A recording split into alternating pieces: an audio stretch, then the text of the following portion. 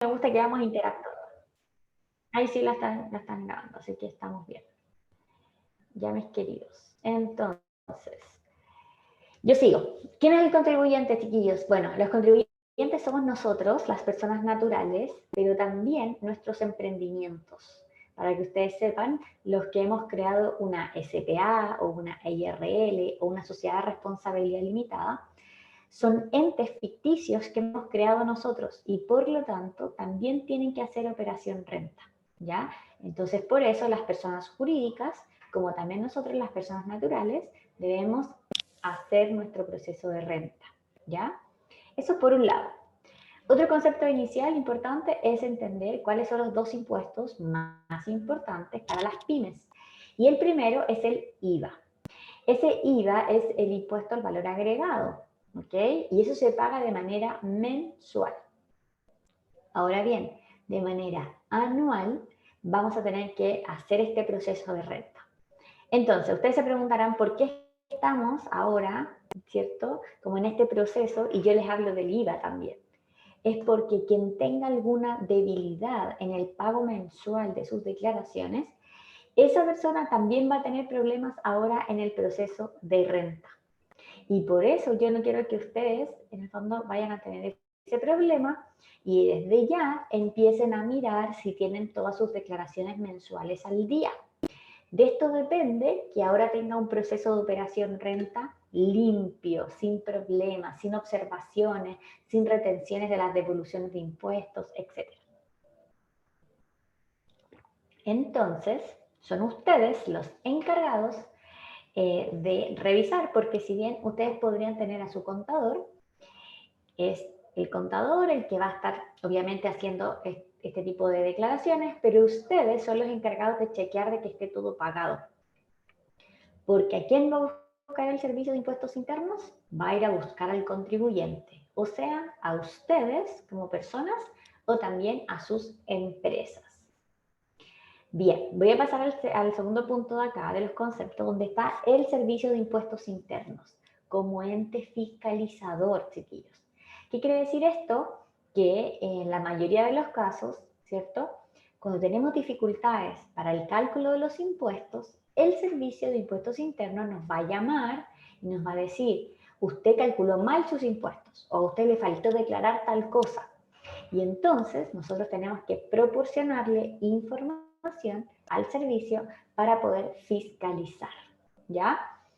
Algo que también es importante, chiquillos, que si bien el servicio se encarga de fiscalizar que el cálculo esté correcto, sucede que la tesorería trabaja muy de la mano con el servicio.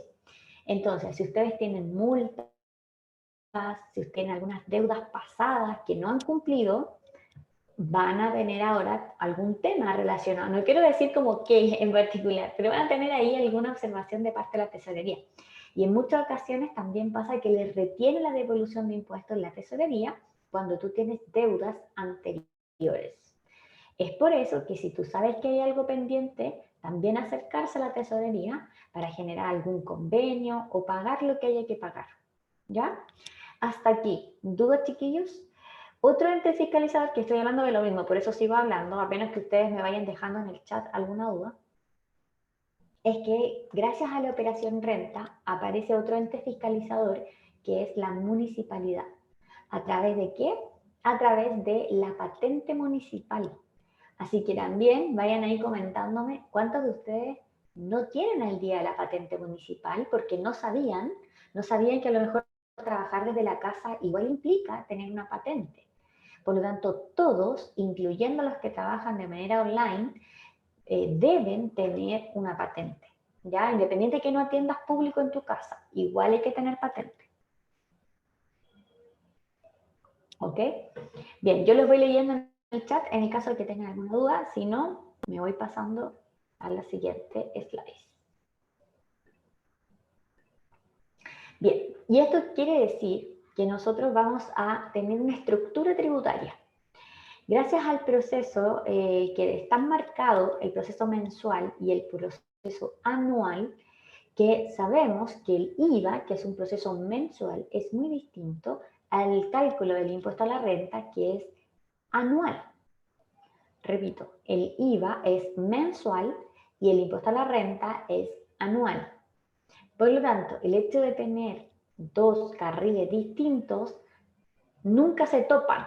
Por lo tanto, ahora en el proceso de renta no les van a devolver el IVA. Si es que alguien por ahí pensaba que el mito de que ahora en el proceso de operación renta, oye, haz tu operación renta porque te van a devolver plata, no. Eso no sucede, no es el IVA lo que le pueden devolver. Hay cosas que te pueden devolver, pero no están relacionadas con el IVA, ¿ya? Y uno de esos es el PPM, que ya vamos a hablar en qué consiste este valor del PPM. Bien, entonces nosotros nos vamos a enfocar en estos dos impuestos más importantes, que es el impuesto renta y el IVA. ¿Por qué el IVA? Es porque dijimos que debe estar todo el día para que el proceso de renta no tenga problemas. Si nos quedamos entonces con estos dos más importantes, acá en la estructura se puede ver, voy a poner acá con un láser esto. Se puede ver que el impuesto a la renta se divide dependiendo del contribuyente. Por tanto, van a existir cuatro tipos de impuesto a la renta. Esos cuatro tipos de impuesto a la renta son todos impuesto a la renta, pero cada uno está señalado para un tipo de contribuyente. Entonces yo les dije, existían contribuyentes personas y contribuyentes personas jurídicas, que son sus empresas. ¿Ok? Entonces, dependiendo de quién sea el contribuyente, si es una persona o si es una personalidad jurídica, dependiendo de eso, es qué tipo de impuesto a la renta le corresponde. Por eso tenemos 4 impuestos a la renta, ¿ya? Entonces, si nos quedamos con el impuesto de renta y el impuesto al valor agregado, vamos primero con este que es mensual. El impuesto a la renta, que corresponde, el impuesto mensual, que es el impuesto al valor agregado, IVA, estamos acá nosotros, en el medio. Nosotros vamos a hacer una empresa, un emprendimiento. Y este emprendimiento le vende ya a clientes finales. Esta venta a clientes finales, ¿ok? Tiene ahí entre medio un pago de impuesto. Pero es el cliente final el que te paga el impuesto a ti como emprendedor. Y nosotros, los emprendedores, lo que tenemos que hacer es retener el impuesto, es decir, tenerlo acá guardadito y pagarlo en el proceso de declaración mensual, o sea, en el F29. Pero después, ¿qué es lo que pasa? Es que como tú tienes que vender, también hay que comprar. ¿Y a quién le compramos? Le compramos a los proveedores. Cada vez que tú le compras a un proveedor, tú como emprendedor le estás pagando un IVA crédito fiscal a ese proveedor. Pero ese IVA crédito fiscal, ¿ok? Es el mismo valor, o sea, es un 19%. Lo mismo que el cliente final te paga a ti, que es un 19%. Entonces, la diferencia principal es que uno es el IVA crédito, el de los proveedores, y tus clientes te pagan IVA débito. IVA crédito e IVA débito. ¿Por qué yo les digo esto, chiquillos? Y porque me doy un espacio para hablar sobre el impuesto mensual. Es porque alguien que tenga una subdeclaración, miren lo que voy a usar la palabra, subdeclaración, eso quiere decir menor pago, ¿cierto? Es menos, pago de las ventas que corresponde. Y si tú ahora en el proceso de renta declaras menos ventas de las que ya declaraste en el F29, vas a tener problemas, porque se van a comparar las declaraciones mensuales y lo que tú declaras en la renta. Y ahí se hace el match entre lo mensual y lo anual. ¿Ok? Hasta aquí. ¿Me van siguiendo, chiquillos? Creo que alguien tiene su micrófono abierto para que tengan cuidado, por favor. Ahí está. Entonces, hasta aquí. ¿Me van siguiendo, chiquillos? ¿Vamos bien? Los leo en el chat. Acuérdense de ir haciendo sus preguntas. Y para tomar un poquito de agüita mientras espero, ¿cuántos de ustedes venden con Transbank o venden con Mercado Pago o tienen algún medio de pago digital? Cuéntenme por ahí en el chat si eso sucede, si es que tienen algún pago digital. con la maquinita. ¿Cómo lo están haciendo para declarar esas ventas anuales? Y obviamente cómo lo han ido incorporando en el F29, por supuesto, que eso también es muy importante. Vayan contándome en el chat. ¿Quién tiene ventas con máquinas de Transbank? ¿Quién tiene ventas con Mercado Pago o a través de la página web? ¿O ninguno tiene eso? ¿Todavía están recién en pañales? ¿Esta es su primera operación renta? A ver, vayan ahí escribiéndome que no quiero estar tan solita. Ah, muy bien. Ahí lo estoy leyendo. Ok, esa es su primera operación renta. Elimar dice, los clientes pagan en efectivo o transferencia. De igual manera, les hago la boleta, ok, a todo. Muy bien. ¿Alguien más que quiera contar cómo le pagan a sus clientes? Tiene máquina del Banco Estado, dice Paola. Ok, esa máquina es la que no emite boleta, ¿cierto? Es la que solo se envía a través del comprobante, se envía a través de correo electrónico, me acuerdo, que así funcionaba. Efectivamente, Blanquita, buenas tardes. Buenas tardes. Esa no emite boleta, es solamente se envía por correo o por WhatsApp. Y Exacto. obviamente aparte yo le hago la boleta porque tengo descargado lo de la boleta en el celular. Perfecto. Súper bien. Bueno, ahí tengo dos testimonios de dos personas que trabajan con medios de pago distintos. ¿Qué quiere decir esto? Que esto tiene que estar declarado en el formulario 29, los distintos medios de pago. El efectivo transferencia se considera todo como si fuese efectivo, pero ya la maquinita de Transbank o la maquinita de Banco Estado se considera como un comprobante de pago. Y esto también tiene que estar declarado. ¿Por qué, chiquillos? Porque ahora, cuando yo digo la subdeclaración de ingresos, es que se hace un match entre la información que entrega Transbank versus la que nosotros hemos declarado. Y si se produce una discordancia entre ambos, te dicen a ti, oye, tú contribuyente, estás declarando menos ingresos de los que tuviste. Entonces, acérquese a modificar esta información.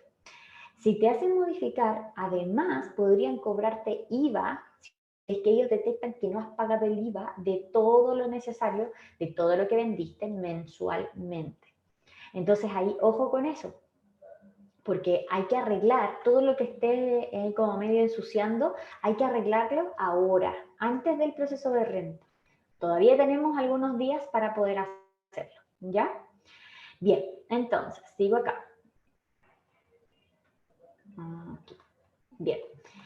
¿Dónde está registrado todo esto? Esto está en los libros de compras y en los libros de venta, ¿ya? Y eso hoy día está de manera online en la página del Servicio de Impuestos Internos, ¿ya? Gracias a eso, y de hecho quiero ir haciendo in situ para que veamos qué es lo que se va a ir revisando mensualmente. Voy a mostrarles la página del Servicio de Impuestos Internos. Vamos a compartir acá.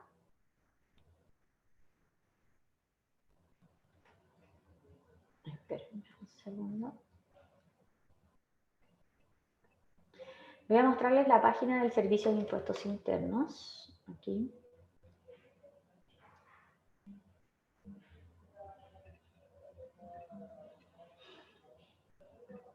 Y usted puede ingresar con su root y clave de la empresa. Recuerden que eso es súper importante, el tener siempre a mano el root y clave de la empresa. Yo voy a utilizar una de la empresa familiar que tenemos.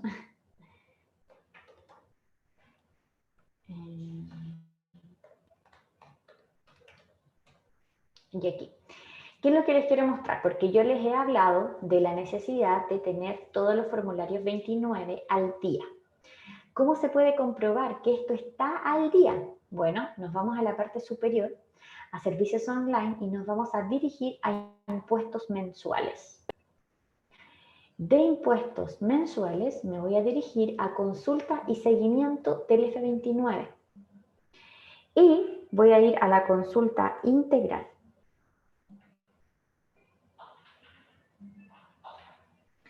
Y acá, ¿qué es lo que me va a mostrar? Me va a mostrar todos los formularios 29 que yo he declarado durante todo el año 2021. ¿Por qué? porque nosotros estamos declarando este año 2022, pero se declara este año 2022 todo el movimiento del año 2021. ¿Qué hubiese pasado si es que usted se formalizó, por ejemplo, en junio o en mayo? ¿Se acuerdan que hubo un fondo concursable que se llamaba Fondo Formalízate? Bueno, eso pasa y entonces ahí usted puede haberlo hecho, la formalización, como les digo, en abril, mayo, en el momento en que fue ese fondo concursable. Entonces usted tendría desde ese momento, desde el inicio de actividades, usted debe tener los formularios al día. ¿Cómo yo voy a saber eso? Si usted no se acuerda, obviamente que no tiene la memoria tan vigente, cuál fue la fecha específica, bueno, me voy acá a Servicios Online, que es la página inicial, y me voy a dirigir a Datos Personales y Tributarios. De estos datos personales y tributarios me voy a ir a la opción Inicio de actividades y término de giro. En este caso, esta empresa tiene la constitución y el inicio de actividades en el año 2020, pero ya estamos en el 2022, ¿cierto? Entonces, ¿qué quiere decir? Que ya todo el 2021 esta empresa trabajó sin ninguna limitación. Eso quiere decir que yo debería tener 12 formularios 29 del año 2021. Si usted acá se hubiese formalizado, por ejemplo, el 21 de septiembre, pero del 2021, entonces tendría formularios de septiembre, octubre, noviembre y diciembre. O sea, 4. Tendría 4 formularios 29 en la sección de la consulta integral. Entonces me voy a devolver consulta integral, entonces me voy a los impuestos mensuales, luego consulta del F29, consulta integral. Y acá voy a revisar esto. Ustedes se preguntarán, esta empresa tiene 13 formularios 29 del 2021. ¿Por qué? Porque en enero del 2021 se enviaron 2 formularios. Uno que estaba con un error y el segundo fue la modificación. Y obviamente prevalece la última y está sin observaciones. Pero finalmente este formulario, el del 2021, en enero se enviaron 2 veces. Por eso dice, si yo lo pongo acá, resumen, me resume en la información. Aquí. Solo que quiero mencionarles eso, por si a usted le ha pasado también, impuestos mensuales, acá, integral. Ven que acá el 2021 se enviaron 13 formularios, pero el 2020, como nosotros nos formalizamos en septiembre, solo teníamos 4 formularios. Entonces, que antes yo no lo hubiese mandado, no importa, porque la empresa no existía. Lo mismo le va a pasar a usted si se formalizó el año pasado, entonces, desde el momento que se formalizó, de ahí para adelante, se envían los formularios. ¿Bien?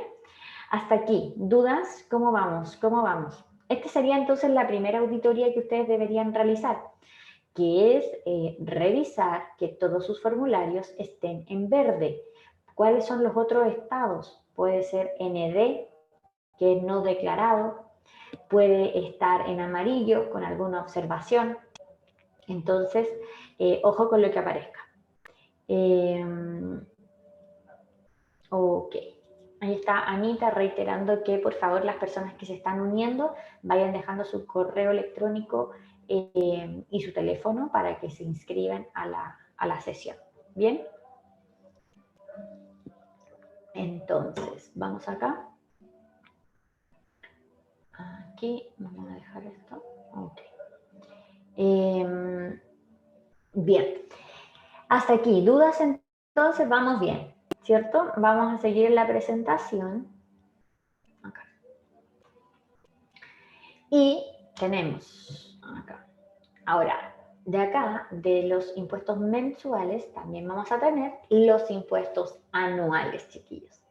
Dentro de los impuestos a la renta vamos a encontrar 4 opciones.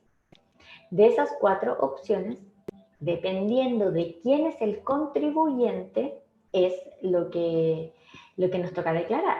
Entonces, si usted es un contribuyente empresa, ese contribuyente empresa es de primera categoría.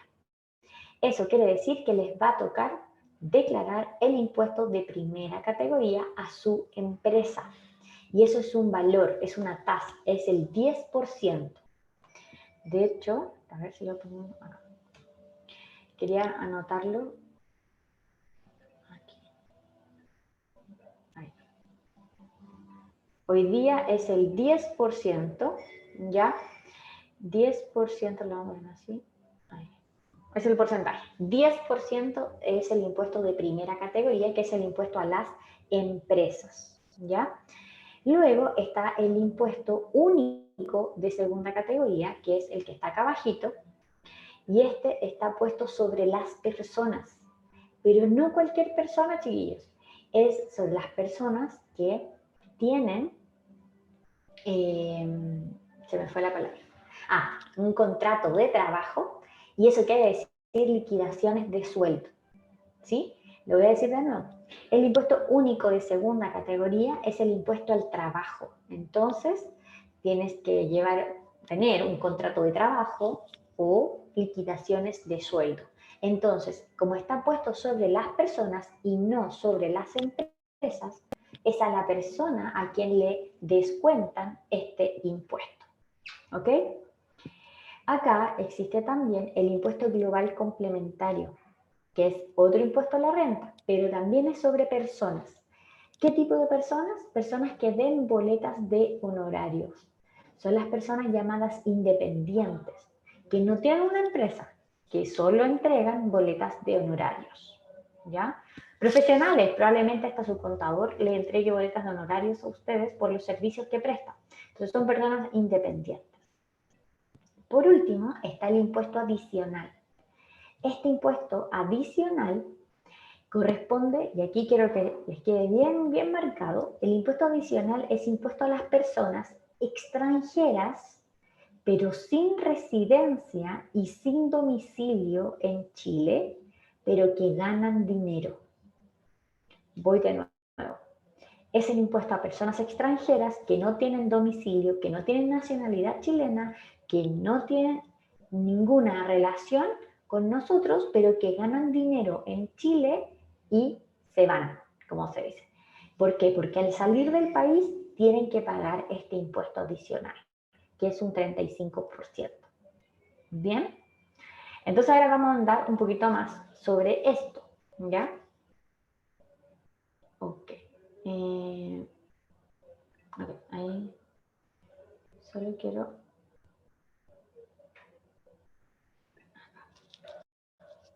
Vamos a andar un poco cómo es que existen estos impuestos, por lo tanto vamos a mostrar de otra manera lo mismo que les tenía acá, pero en otro diagrama. Este diagrama lo que les permite ver a ustedes es hacia el lado, la misma pelotita que yo les tenía de los 4 tipos de impuestos a la renta, ahora están hacia el lado, ¿ya? Entonces, ¿qué vamos a tener?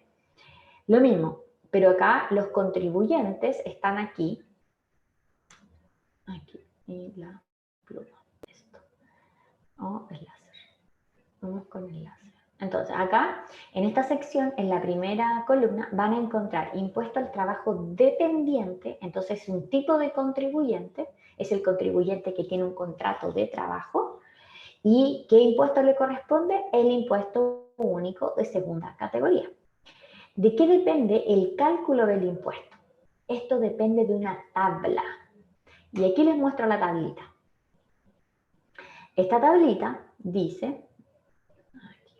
Esta tablita va a decir que tú, desde 0 a 750.000 pesos aproximadamente, líquido de tu sueldo, si es que tú tienes este tipo de contrato de trabajo y liquidaciones con este sueldo, de ahí hacia arriba, y en la tabla se ve hacia abajo, pero desde el sueldo 750 líquido hacia arriba, empiezas a pagar el impuesto único de segunda categoría. Y ustedes me pueden decir, Blanca, pero es que yo soy dueño de una pyme, yo no tengo contrato. Sí, pero ¿qué pasa con los que se quieren autocontratar? Cuando te contratas tú mismo por tu misma empresa, a eso se le llama autocontrato. Y el autocontrato también paga si es que el sueldo es mayor a 750.000 pesos A mí me pasa, yo tengo autocontrato en mi empresa Potencia Empresas. Entonces, y yo tengo un sueldo que me lo he ido subiendo desde el año 2018 y a la fecha sí es más que 750.000 pesos.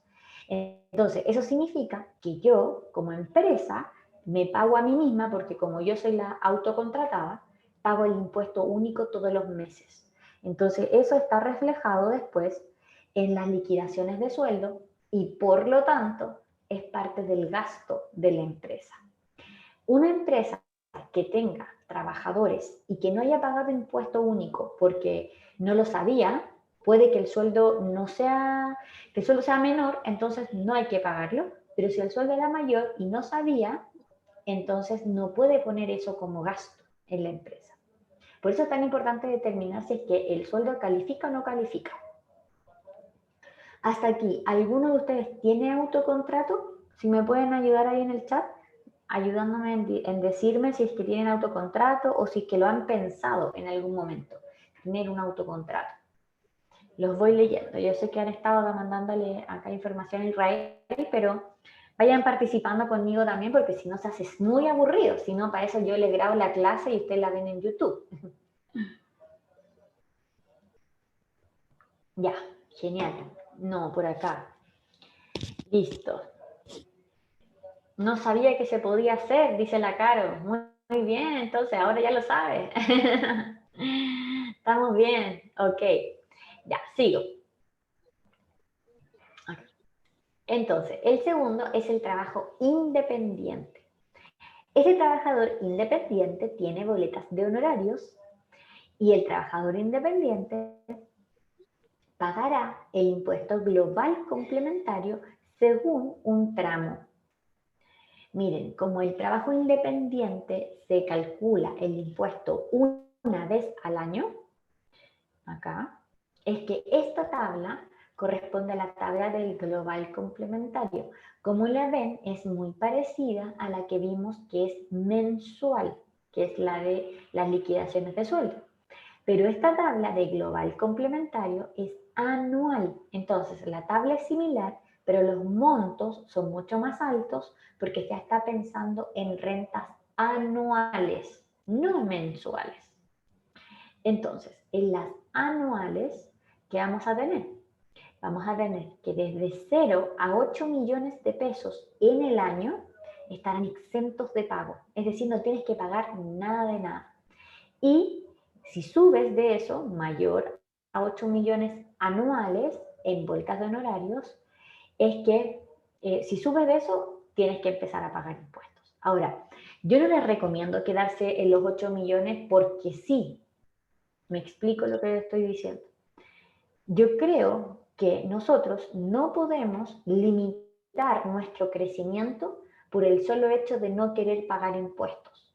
Lo que creo es que si una vez este año vendiste, no sé, 5 millones de pesos en el año y el próximo año te pones la meta de vender 10, ok, el otro año puede que le toque pagar algo de impuestos. ¿Pasó algo? ¿No ven nada? ¿Soy yo o son ustedes? No debe ser problema de De su internet, Carolina, ¿no? porque se ve todo bien. Ok, ya. Voy a proyectarla nuevamente. Voy. Acá.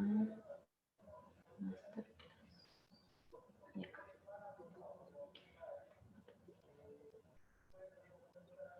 Estamos en la tabla de impuesto global complementario.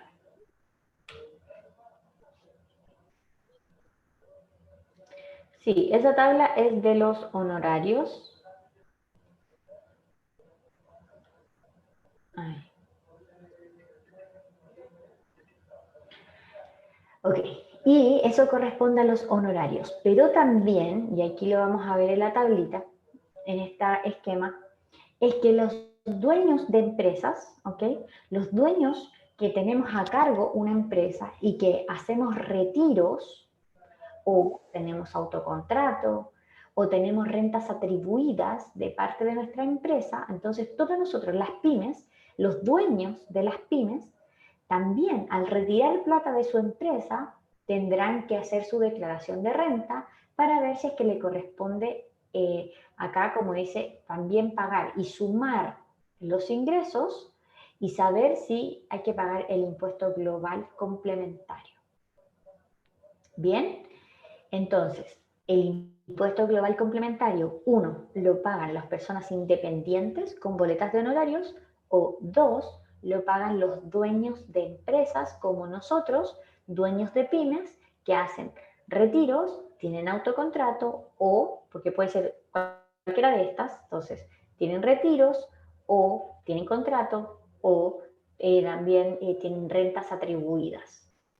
¿De qué depende si es que le atribuyen o no rentas a ustedes? Es el régimen tributario. ¿Han escuchado hablar del régimen tributario, chiquillos? Ustedes por ahí, ahí los voy leyendo en el chat. Acuérdense de ir participando. Ya.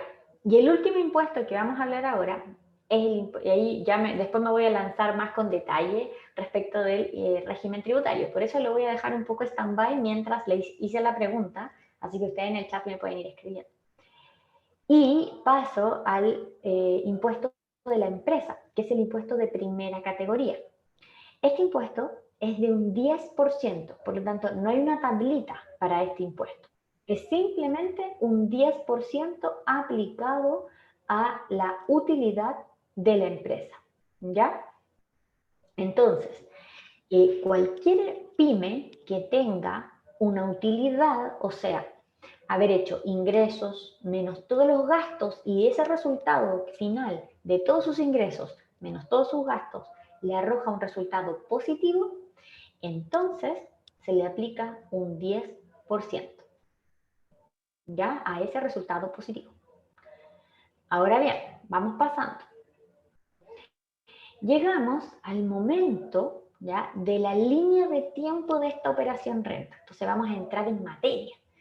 Derechamente, porque hasta ahora lo único que hemos ido viendo es una pequeña introducción de los conceptos básicos que debemos manejar para llegar ahora a este proceso de renta.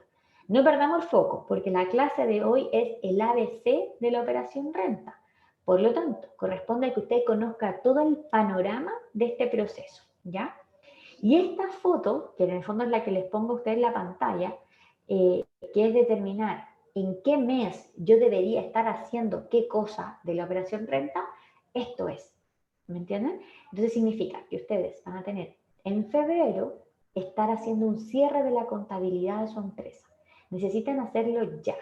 ¿Por qué? Porque si no ya van a estar muy atrasados para la entrega de las declaraciones juradas, que eso es en marzo, ¿ya? Finalmente, en abril hay que entregar el formulario 22, que es el formulario personal o también el de nuestra empresa. Voy a lanzar una pregunta que esta sí me interesa que quien la tenga me responda, que es, ¿utilizan algunos de ustedes su propio RUT para hacer sus facturas y tener su empresa con su propio RUT y no han creado una empresa diferente? Cuéntenme, por favor, si alguno de ustedes es una persona natural con giro comercial. Eso quiere decir que su RUT 14 millones, 15 millones, ese es su RUT personal, lo han transformado en una empresa y a eso se le llama una persona natural con giro comercial. Es decir, hicieron un inicio de actividades en primera categoría con su propio RUT. Ahí está, muy bien, la primera persona. ¿Cómo se llama? Administración. Ahí los voy leyendo. Muy bien, se motivaron para responder. Excelente. Denme un segundo que voy a apagar el micrófono. Denme un minuto que me voy a mover porque me está llegando mucho solcito.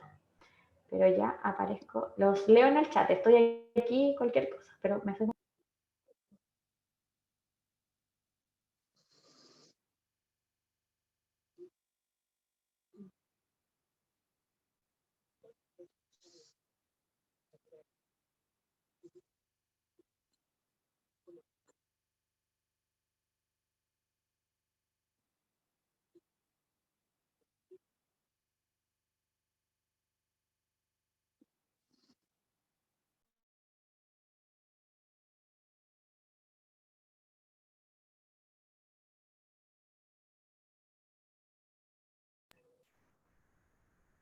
Ok, aquí estoy de nuevo, así que los veo. Estoy leyendo su chat.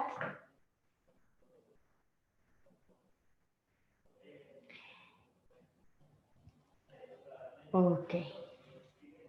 Yo lo hago con mi root, dice la Caro. Muy bien. Está Sergio. No, Sergio. Listo. Ahora, ¿qué significa que ustedes trabajen con su propio root, chiquillos? Significa que ustedes lo que están haciendo es mezclar su patrimonio personal con el patrimonio de la empresa. Esto quiere decir que ustedes solo van a presentar un formulario 22, perdón, repito, el formulario 22, que es anual, van a presentar solo uno. ¿Por qué? Porque lo que ustedes han hecho es mezclar su vida personal con la vida de la empresa. Han creado una empresa con su propio root. No han separado la vida de la empresa con la vida personal en términos de su patrimonio, ¿ya? Es por eso que lo que ustedes deberían pensar en algún momento es separar ambos, obviamente, para que puedan ser cada uno con su vida patrimonial distinta. Entonces, si en algún momento llega a fallar la empresa, usted no compromete su patrimonio personal, ¿ya? Que eso es lo que estaría pasando ahora.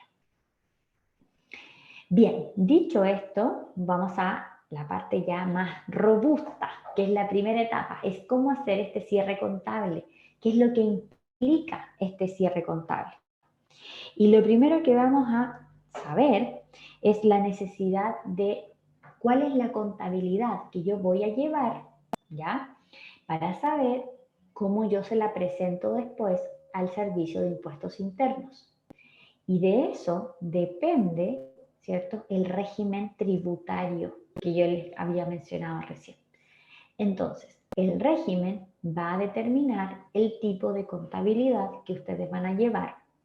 Y esa contabilidad también desemboca en saber cuál es el cierre contable que vamos a realizar. ¿Ya? Insisto, vuelvo a que sepan la lógica. Es, según el régimen tributario, yo voy a determinar un tipo de contabilidad y el tipo de contabilidad determina cuál es el reporte final de un cierre contable. Así es la lógica, ¿ok? Bien, entonces entremos en materia, en la línea de tiempo, en el cierre contable. Y volvemos a que en el impuesto a la renta, dependiendo del tipo de contribuyente, es el tipo de impuesto que me toca pagar, ¿ok? Entonces, si estamos acá en el impuesto de primera categoría, que era el impuesto a las empresas, donde está la necesidad de entender, el que tenga la necesidad de entender más sobre esto, yo los invito a que lea la Ley sobre Impuesto a la Renta en su artículo 20, porque esto detalla quiénes son los contribuyentes o cuáles son las actividades que están grabadas con el impuesto de primera categoría. Y acá detalla el artículo 20 de la Ley sobre Impuesto a la Renta de que actividades industriales, agrícolas, comerciales, fábricas, etcétera, están gravados con el impuesto a la renta, ¿ya? Que es el impuesto de primera categoría. Y aquí está entonces, que desde el año 2020, ¿ya? Desde el 2020, o sea, ya pasó el 2021 y ya estamos en el 2022, desde el 2020 es que están rigiendo estos regímenes tributarios. Y estos regímenes tributarios, dijimos, determina cómo vamos a pagar los impuestos y de acuerdo a qué tipo de contabilidad vamos a tener y finalmente qué reportes contables necesitamos para este proceso de renta. ¿Ya? Ok, entendiendo esto, para las pymes, y por eso ahora yo me enfoco en dos regímenes tributarios que son los más utilizados para las pymes, que es el ProPyme transparente y el ProPyme general. ¿Cuántos de ustedes saben cuál es su régimen tributario? A ver si me van dejando ahí en el chat cuál es su régimen para entenderlos, para saber cuál es su información, si la manejan o no. ¿Les gustaría saber cuál es su régimen? Si es que no lo sabe, ¿les gustaría saber dónde está explícito el régimen? Por ahí me van respondiendo, de 8 tienen 14B número 8 tiene el IMAR, muy bien, que ese es el régimen transparente, ¿ok? Es el primero que aparece acá en la pantalla, ese es el de 8.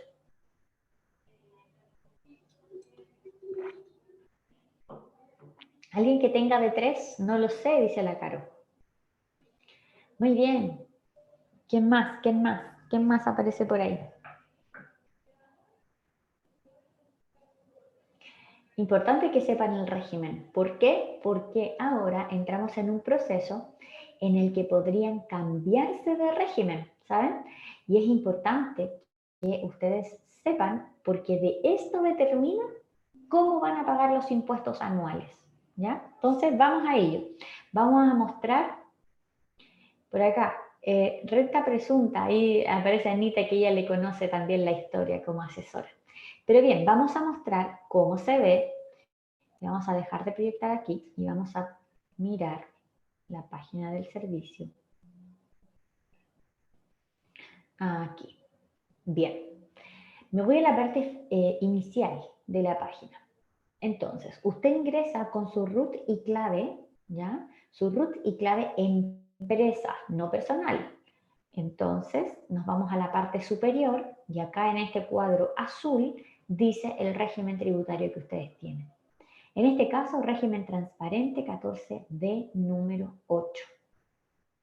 Y este 14B número 8 es el que, en este caso, el que nos da la pauta para saber qué tipo de contabilidad tenemos. Si usted no está seguro ahí, si le aparece algo más, quiere saber más, va acá al lado izquierdo a datos personales y tributarios y luego nos vamos acá a características del contribuyente. Y aquí también aparece su régimen, en este caso 14B, número 8, régimen ProPyme transparente. Y a usted le corresponde entonces declarar sus impuestos este año según lo que aparezca aquí. Es decir, si usted decide cambiarse, ahora que estamos viendo este tema, y usted dice, no, Blanca, es que yo creo que me tengo que cambiar y enséñame, Blanca, a cambiarme. Y yo le puedo enseñar. Sin embargo, la fecha, como va desde el 2022, empieza a correr para ustedes el 2023, para el proceso de renta 2023, porque los cambios corren para este año, pero es para el año comercial, es decir, el año donde usted tiene las transacciones. Y eso será ahora, en el 2023, perdón, en el 2022, pero le corresponde declarar en el 2023. Entonces, declarar ahora en el 2022 corresponde a cómo usted tenía el régimen tributario en el 2021. Por eso es tan importante la fecha. ¿Bien? Entonces, quien se quiera cambiar, y más adelante lo pueden ver, dependiendo de si me entiende la parte matemática, que es la que vamos a ver la próxima semana, vamos a ir acá, yo les voy a dar el paso a paso para que puedan cambiarse de régimen en el caso de que ustedes así lo ameriten. Me voy a la parte superior y voy a peticiones administrativas. De peticiones administrativas me voy a regímenes tributarios y me voy a la inscripción de regímenes tributarios. Y esta inscripción, primero, en la parte superior va a aparecer esto, que es el régimen actual, 14 de número 8. Y luego vienen los regímenes disponibles, que son los que usted podría cambiarse. Y acá es donde cambiamos entonces y les va a aparecer la inscripción. No se puede estar jugando con esto. ¿Qué quiere decir? Que usted no se puede estar cambiando un año sí y un año no. Un año estoy en uno y el otro año en otro. No, usted ahora toma una buena decisión conforme a la información que va a recibir. Y de acuerdo a eso es que si usted se quiere cambiar, escoge la opción que es súper fácil, pero el próximo año se tiene que quedar en ese régimen que usted ha escogido. ¿Ya? Bien, ahí está un poco la parte práctica de este régimen tributario. ¿Ok? Bien, vamos para acá. Okay. Vamos a explicar entonces un poco más. Vamos a hacer un break también en unos minutitos más para que puedan decantar un poco la información, se sirvan un vasito de agua y todo eso. Pero vamos a esperar un poquito Vamos a hablar sobre los regímenes tributarios y luego vamos a hacer el break, ¿ya? Ok, ¿alguien quiere decir algo? ¿Que se prendió un micrófono por ahí?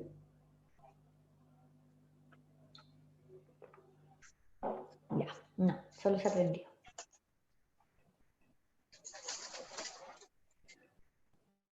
Ahí estamos, ya. Vuelvo acá. El régimen, ¿cómo se caracterizan entonces estos regímenes tributarios? Si me voy a la parte primero del régimen ProPyme general, que es la opción 2 que está acá. El ProPyme general está enfocado en pequeñas empresas. Sin embargo, como lo dice acá, siempre va a tener que pagar el impuesto de primera categoría. Siempre le va a tener que pagar este impuesto. Y la tasa del impuesto es de un 25% por norma general. Sin embargo, por efecto de la pandemia, desde el 2021, desde esa operación renta 2021, 2022 y 2023, es que se va a cobrar un impuesto de primera categoría de un 10%. Eso quiere decir que va a estar un impuesto rebajado. El impuesto se está cobrando de un 10% y no un 25%. Esa es una característica. Ahora, ¿es para todas las pymes? Sí, para todas las pymes.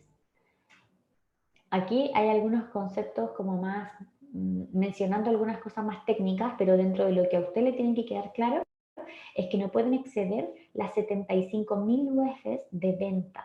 Eso quiere decir que no puedes exceder los 2.000 millones de pesos de venta en el año.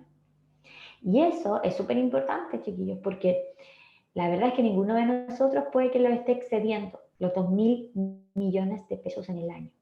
Pero eso es un promedio. Entonces, si tú llegas a crecer a ese nivel, avísame y contrátame. Y yo dejo de hacer clase y me pongo a orientar mucho más emprendedores. Pero es un límite bastante amplio. Entonces, todos podríamos estar aquí, en este régimen ProPyme general. Ahora, ¿cómo se tributa en este régimen? Primero, el impuesto de primera categoría es pagado por la empresa y los dueños propietarios de un ProPyme general, los propietarios, los dueños, van a tener que pagar el impuesto global complementario, pero lo que es pagado como impuesto por la empresa le ayuda a los dueños a cumplir con su tributación. Entonces, es que quiero alguien que... Mi querido Sergio, por ahí se le prende el micrófono, entonces lo voy a silenciar, pero para que tenga ojo. Ya, entonces, continúo. Voy a ponerlo acá.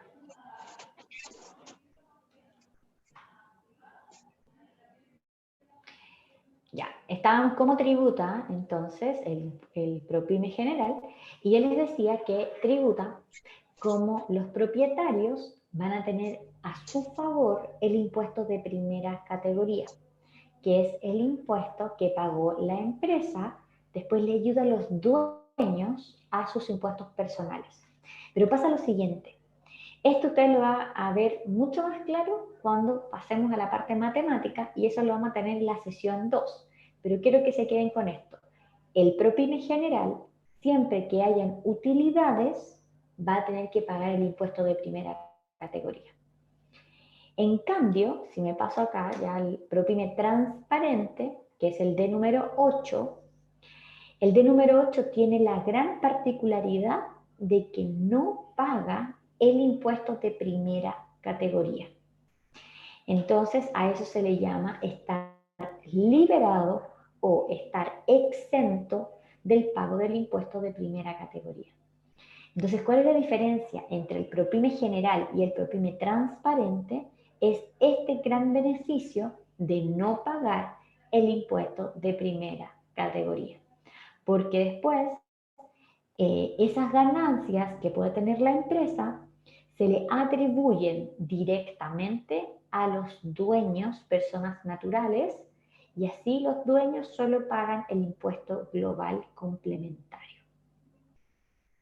En una charla anterior, en otro lado, en otro centro, me preguntan, Blanca, ¿y por qué existen los dos regímenes? ¿Por qué no se quedan solo con el segundo, que parece ser más beneficioso para las pymes? Que es porque te deja liberada del impuesto de primera categoría. Y es porque también significa que los dueños de la empresa no tienen nada para cubrir el impuesto global complementario. Entonces, también ocurre que las personas necesitan a veces, sobre todo cuando están creciendo, que la empresa pague el impuesto para que salga como gasto y eso queda disponible para los dueños para sus impuestos personales. Como les digo, ¿qué quiero que se queden ahora ustedes? ¿Con qué quiero que nos vamos ahora a break? Es que existen dos regímenes para pymes. Los que tengan renta presunta, yo no tengo ahora detallado cómo lo hacen, porque estamos pensando más en solo el régimen pro pyme general y el transparente. Sin embargo, el que tenga renta presunta es porque o tiene transporte de pasajeros, o está en el área más agrícola, o está en el área de los pequeños mineros, ¿ya? Porque solo ustedes, con sus características, pueden estar en ese régimen. De lo contrario, no podrían estar ahí. Entonces, el ProPyme transparente y el ProPyme general solo se diferencian en su máxima expresión es porque uno paga el impuesto, que es el general, y el otro no lo paga. ¿Ya?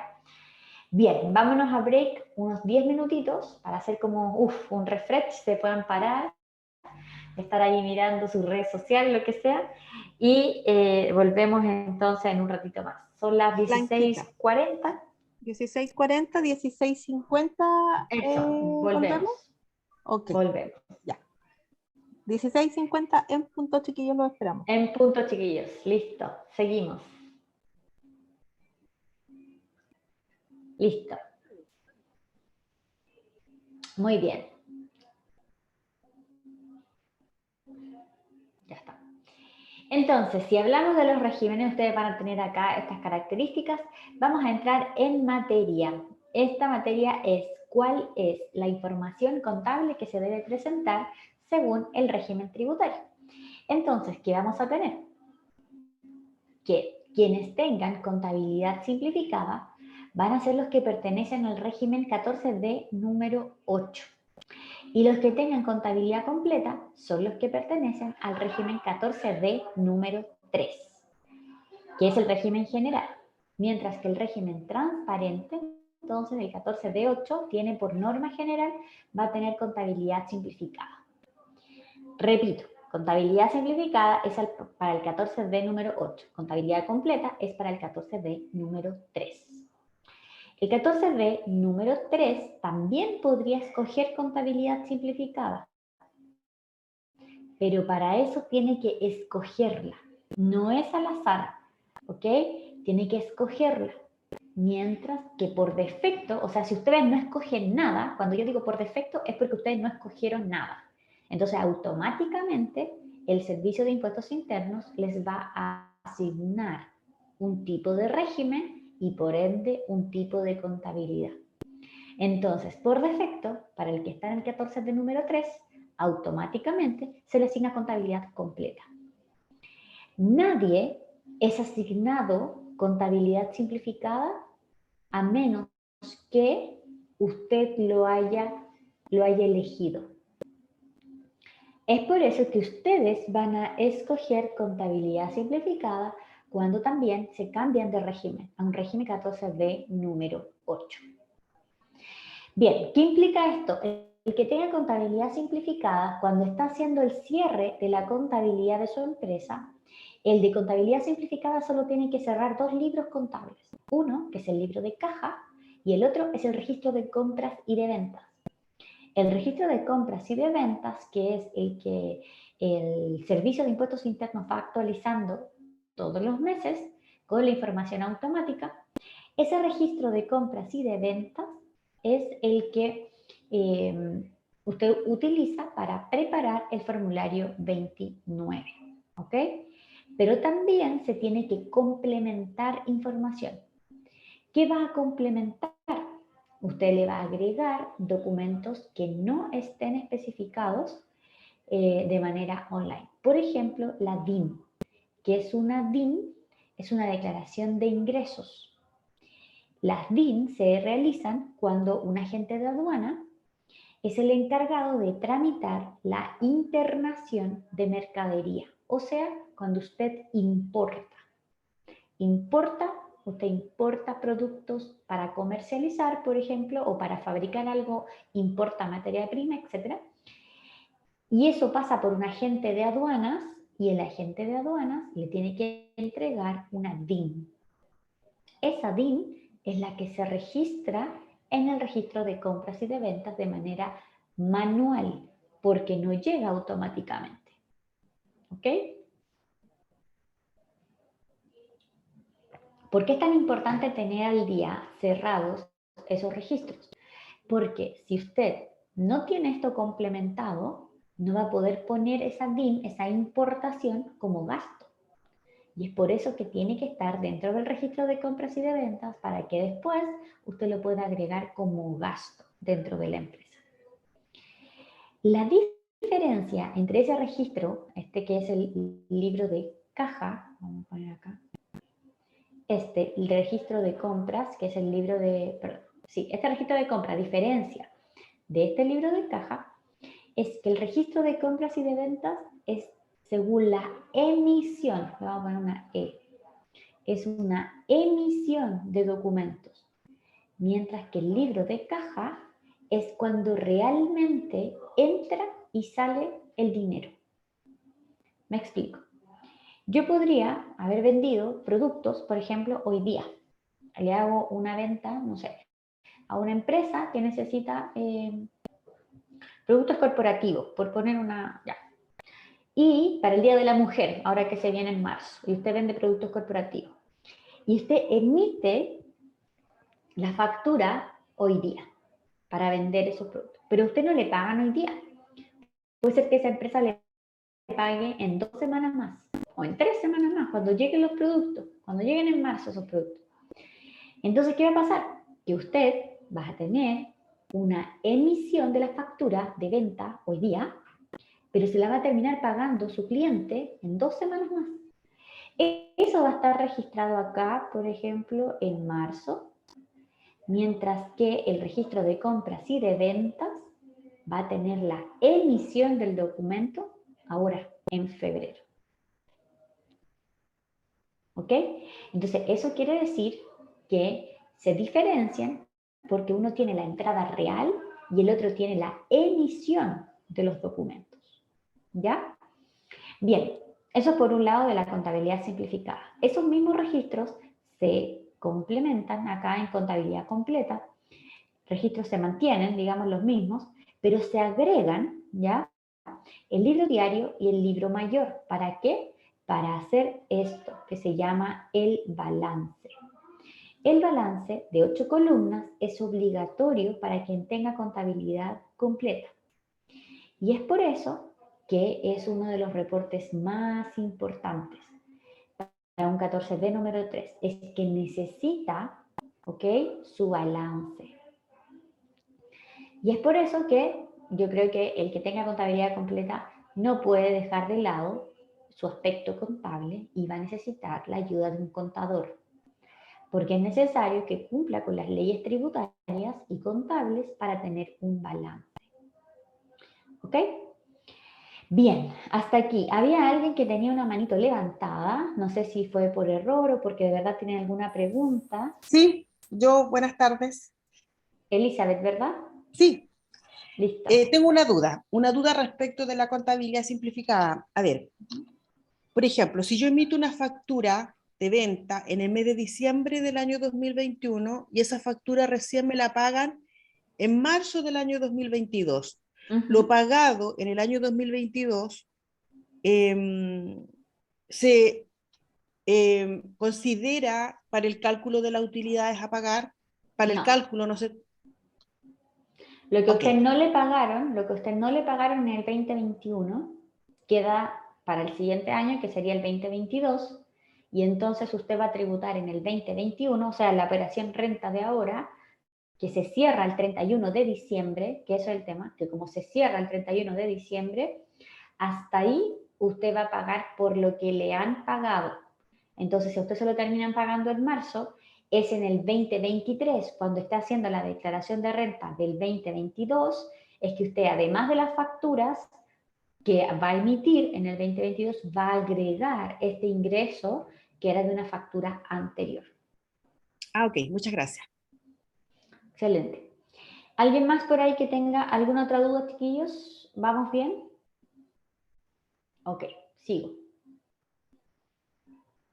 Entonces, estamos en la primera etapa, que es el cierre de la contabilidad según los libros contables que yo tenga que llevar.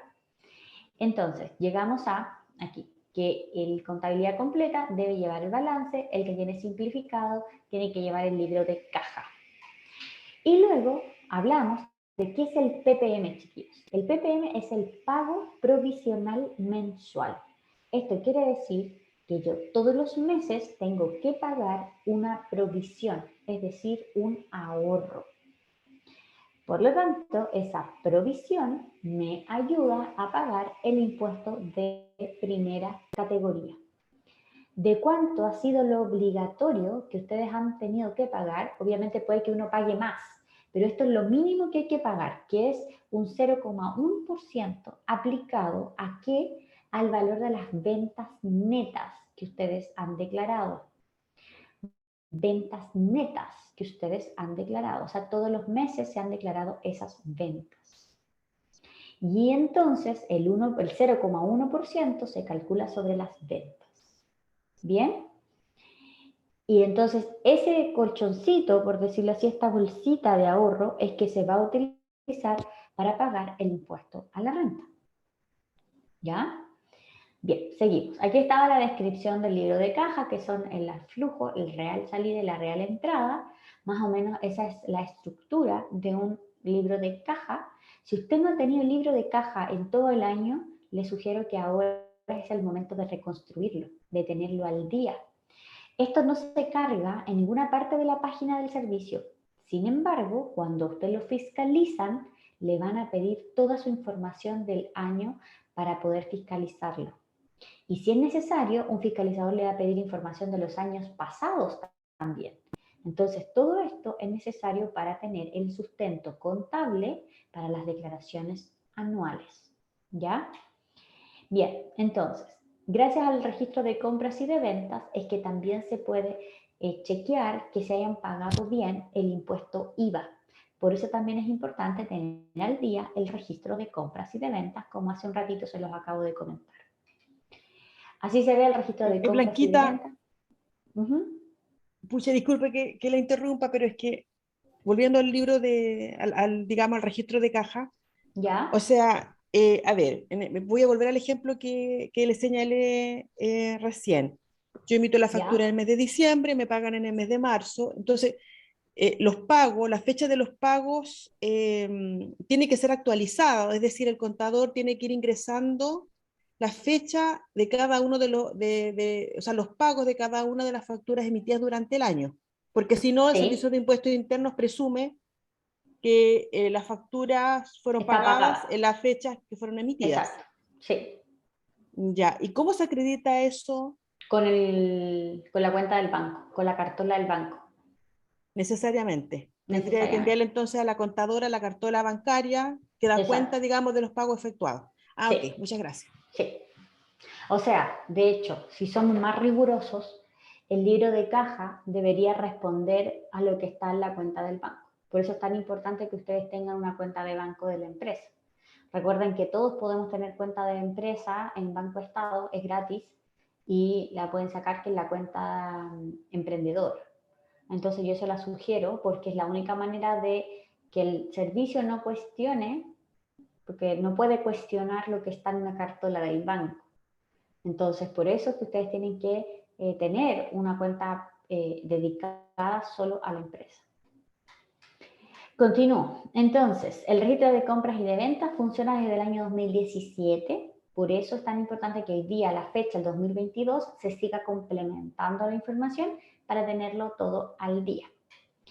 ¿Qué más? ¿Qué más tenemos que chequear de lo que es mensual para poder tener una contabilidad ordenada anual?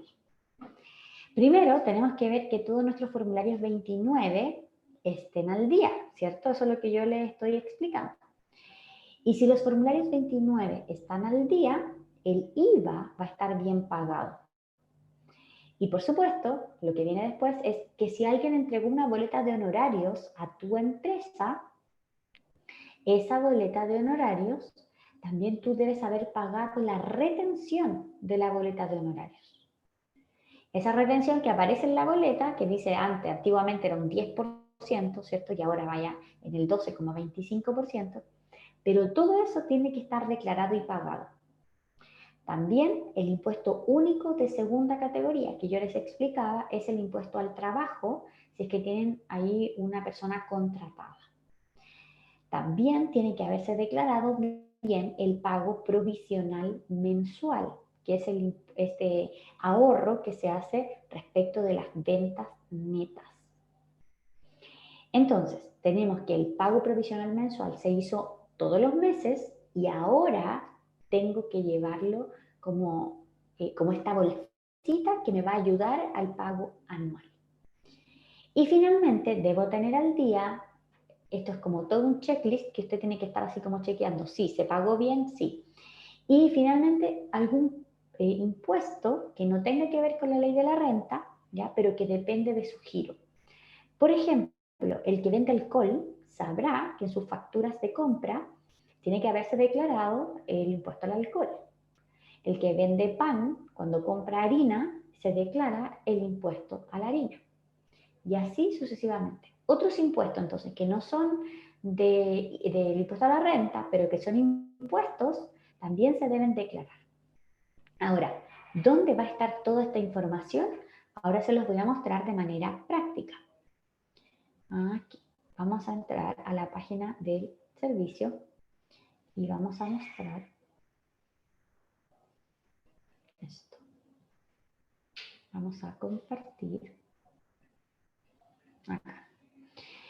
Bien, entonces me voy a la parte superior para volver de nuevo al menú y yendo al menú me voy a dirigir a servicios online, después me voy a impuestos mensuales, perdón, declaración de renta, porque estamos viendo la información que le va a llegar al servicio de impuestos internos anualizada, es decir, la junta de todos los formularios 29. Entonces, con esto ya estoy en la declaración de renta y luego me voy a consulta y seguimiento. De consulta y seguimiento me voy a información de sus ingresos y los agentes retenedores. Y aquí voy a encontrar este resumen que yo les digo, por año. Entonces, el 2022 es el año actual. Aceptar. Y este año se está informando, todavía falta, pero esto es lo primero que empiezan a chequear, es lo que está declarado en los F29. Mire lo que dice acá, la cantidad de Fs 29 del año comercial. Entonces, esto se ha declarado para esta empresa, ¿ok? Para esta empresa, en 12 formularios 29 se han declarado 390 millones de pesos de venta. ¿Dónde puedo ver el detalle mensual declarado? Acá arriba dice detalle y voy a pinchar. Entonces, acá dice que todos los meses se fue declarando un formulario 29 en los códigos. Esos códigos, algunos son factura y los otros son boletas. Y entonces acá estarían los 12 formularios ya que se fueron declarando. Es por eso que acá tenemos las ventas totales declaradas en todos los Fs 29, que son los mensuales. ¿Qué quiere decir? Que cuando yo esté declarando anualmente mi operación renta, yo no puedo poner un número diferente a este, a menos que yo sepa que hay que complementar el registro de ventas. Entonces yo tengo que complementar el registro de ventas y después declarar una renta con unos ingresos más altos. De lo contrario, este debería ser el valor real que yo esté declarando, porque si yo declaro algo diferente, mi renta va a quedar observada, porque va a decir el fisco, a ver, se está declarando una cosa, pero mensualmente me dijiste otra cosa. Entonces no puede haber discordancia. Lo segundo que acá yo puedo ver es que tengo la cantidad de IFES 29, o sea, 12 IFES 29, se está declarando la cantidad de ppms. Eso quiere decir que de los ppms, el total anualizado de todo el año, entonces, es 1.800.000 pesos que se pagó de ppm. Ahora, si yo quiero ver el detalle, voy a revisar acá toda la información de cuáles fueron los IFES 29 que se declararon y, por supuesto, aquí voy a tener cuánto fue lo que se pagó en ese código del ppm. Y algo que yo quiero mostrarles es que el ppm, que como es un ahorro, se actualiza. Entonces, aquí. Este ppm, por ejemplo, el que está acá, el pagado en enero 2021, o sea, el del año pasado, se actualiza para llegar un año después, porque ahora la plata vale diferente. Entonces, este factor que aparece acá es porque el Servicio de Impuestos Internos le aplica este factor para actualizar, ¿ya?, el valor del dinero de un mes un año después. Entonces, como ven, el factor inicial, todos los meses es distinto, ¿eh? Pero obviamente la plata que está guardada en los primeros meses va a tener más actualización porque tiene más meses de actualización, ¿ya? Porque ha estado, por decirlo así, ha estado guardada más meses de lo que ha estado guardada la de diciembre, por ejemplo, porque la de diciembre la acabamos de pagar ahora, ¿cierto? La que corresponde al formulario de diciembre se paga en enero. Entonces, acá el factor es 1, o sea, es igual. Es lo mismo que yo pagué en diciembre, va a ser lo que me va a tocar ahora de ppm. ¿Por qué? Porque no ha pasado mucho tiempo. Pero lo que corresponde a enero del año pasado, o sea, ya ha pasado un año, entonces sí se actualiza esa información. ¿Bien? Hecho. Entonces, continúo. Aquí y vamos a compartir la PPT. Acá.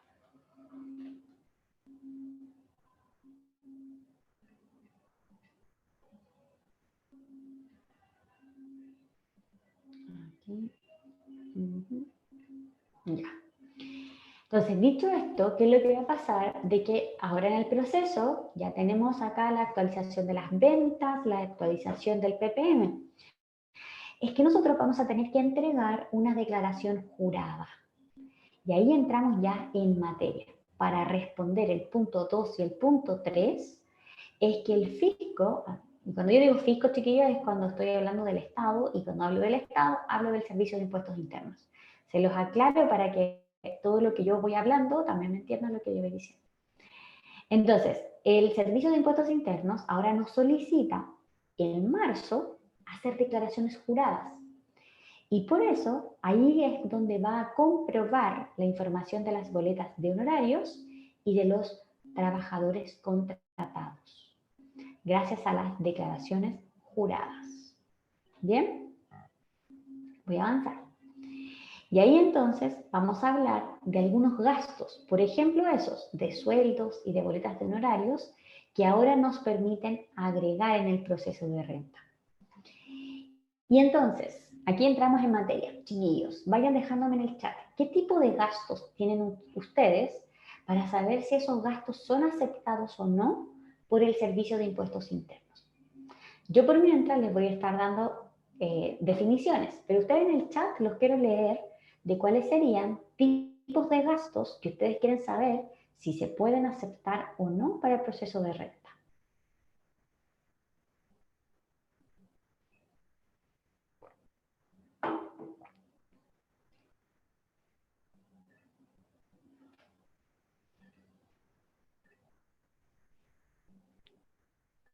Ya, ahí los voy leyendo. La ELI, pago de finiquitos, algunas liquidaciones, etc.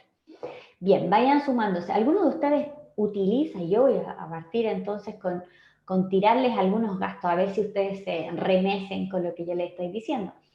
Pero gastos, por ejemplo, de benzina. ¿Usted utiliza el vehículo personal, por ejemplo? el vehículo personal de la casa lo pone a disposición de la empresa para algunas cosas, algunos trámites por ahí. Eso también es importante. Ahí vamos a ir hablando un poquito. Pago de impuestos, dice mis queridos acá. Entonces vayan dejándome gastos que se le ocurran. Gastos de estacionamiento, ¿alguno tiene gastos de estacionamiento? ¿Qué más? Gastos de almuerzo, gastos de representación, cuando se dice cuando le tocó salir a algún lado a comprar mercadería. ¿Qué tipo de gastos tienen? Vayan acordándose ahí y los vamos poniendo en el chat. Bueno, vamos a ver la definición de gasto aceptado. Un gasto aceptado son desembolsos que son inevitables, ¿okay? Que sí o sí tengo que utilizar ese desembolso para generar renta. Entonces, son inevitables y obligatorios y el contribuyente debe incurrir en ellos para poder generar la renta. Entonces, inevitables y obligatorios. Siempre esa premisa acá. Inevitables y obligatorios, siempre tengo que usarlo para producir renta. Sí, pero entonces lo que es válido para un tipo de empresa, para otra empresa puede ser que no sea válido. Y me explico, alguien que venda pasteles y necesita comprar una batidora es totalmente aceptado. Una batidora para una empresa que hace pasteles. Pero para mí, por ejemplo, que yo entrego servicios de consultoría, no lo es. Porque yo, ¿en qué momento voy a utilizar la batidora? No sé si se entiende, ¿no? Entonces no tiene que ver con el tipo de gasto, sino que también tiene que ver con el giro, con la actividad económica que nosotros tenemos y que por lo mismo no sabemos, y, o sea, el servicio de impuesto interno no lo sabe, por lo tanto, per se no lo va a eliminar, no te lo va a rechazar, sino que cuando te fiscaliza, te pregunta, oiga, ¿usted a qué se dedica? No, yo hago consultoría. Entonces, ¿por qué está comprando una batidora? ¿Bien? Cristina, ¿a qué se refiere con servicios de live? A ver si me lo aclara por ahí. Ya, sigo entonces. Tengo un listado de los gastos y de los gastos rechazados. Entonces, aquí. Okay. ¿Cuáles son los gastos que van a ser aceptados? Uno, van a ser los intereses pagados por préstamos. O sea, cuando usted pide un préstamo en el banco o en cualquier institución financiera, las cuotas por sí solas no son un gasto. Sigo. De esa cuota hay una parte que disminuye la deuda y otra parte que es un interés. Por lo tanto, gasto aceptado solo va a ser el valor del interés pagado por ese crédito, no la cuota. ¿Ok? Bien, eso es una cosa, eso es un gasto aceptado. Otro gasto aceptado son cualquier impuesto que esté vinculado al giro, pero que no tengan que ver con la renta. Por lo tanto, el impuesto a la renta propiamente tal no es considerado como gasto. El IVA no es considerado como gasto, ¿ya? Entonces, el impuesto a la renta, el IVA, no es considerado como gasto. Pero el gasto a las gaseosas, el impuesto a la gaseosa, el impuesto a los juegos de azar, eso sí, porque son impuestos reguladores, no impuestos recaudadores, no recaudan plata. Ahora, la patente municipal tampoco es un gasto aceptado tributariamente. No es un gasto aceptado la patente municipal. Eso sería como algunas de las cosas, sobre todo de los que aquí me han ido preguntando. Entonces, sigo. ¿Qué otros gastos? Gastos de pérdidas. Por ejemplo, si usted el 2021 tuvo pérdidas y las va a declarar ahora, 2022, y después en el 2023 usted tiene ganancias, puede utilizar la pérdida que ha declarado este año 2022 y la incorpora como gastos dentro de la empresa. Eso es lo que le va a ayudar a usted en la operación renta que viene a disminuir la utilidad y así pueda pagar menos impuestos. Porque la pérdida de este año va a ser declarada también el próximo como gasto. Ojo con esto, no significa que usted va a declarar la del 2021, la del 2022, todas juntas. No, es año con año. Por tanto, el 2022 puede utilizar pérdida del año 2021. El año 2023 va a poder utilizar pérdidas del 2022, pero no las del 2021, o sea, es solo la del año anterior. ¿Bien? Sigo. Castigo por incobrable. Esto quiere decir que facturas de clientes que a ti no te han pagado después de un año y después de ejercer todo tipo de actividad para poder cobrarles. Entonces, alguien que por ahí, la Elisa de delante me decía, Blanca, ¿qué pasa si yo emití una factura en diciembre? No me la han pagado a la fecha, estamos entrando a marzo y todavía no me la pagan. Después, si pasa un año y todavía no se la pagan, la próxima renta usted la podría poner como gasto. Esa factura que fue de venta, ficticia, porque en realidad nunca le pagaron, y usted esa factura la puede utilizar como incobrable y no va a poder, o sea, y la va a poder incorporar como gasto, ¿ya? Bien, depreciaciones. Vamos a tener depreciaciones que son, aquí, perdón, algo apreté, que saqué. Hay depreciaciones, se las voy a poner al tiro, pero que son consideradas de manera instantánea. Por lo tanto, a usted le van a poder descontar como gasto inmediatamente. ¿Cuáles son depreciaciones? Por ejemplo, se compró un teléfono celular.